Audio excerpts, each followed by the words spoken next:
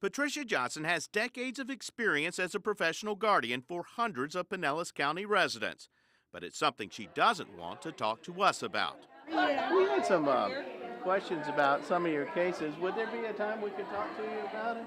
I don't do that. You don't want to talk to No, us I about it? took an There's some oath. genuine I took concern. an oath, 27 years ago that I would not discuss my patients or my clients.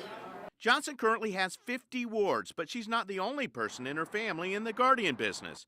Her daughter Patti has had 38 guardianships, and her husband Delman has had 13 guardianships since 2007.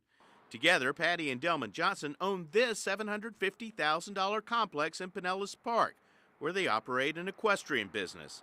They also own this feed store and this commercial warehouse, which Patti, her husband, and her daughter bought late last year for $430,000. It's listed for sale at $650,000. Aside from the Guardian, the horse, and the feed businesses, Patricia Johnson also stays busy as a member of the Pinellas Park City Council.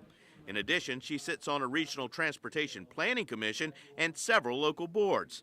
The I-Team began investigating Johnson after we learned she had her ward, Willie Burchow, placed in an Alzheimer's unit, despite strong evidence that he didn't belong there. I have no explanation for it.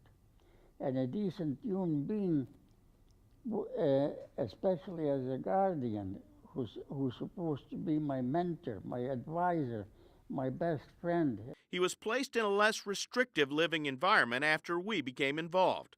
Johnson in 2004 was investigated by authorities for such questionable practices as making high-risk investments for her wards and operating a side antique business. At the conclusion of the investigation, the state attorney's office determined there was no evidence a crime had been committed.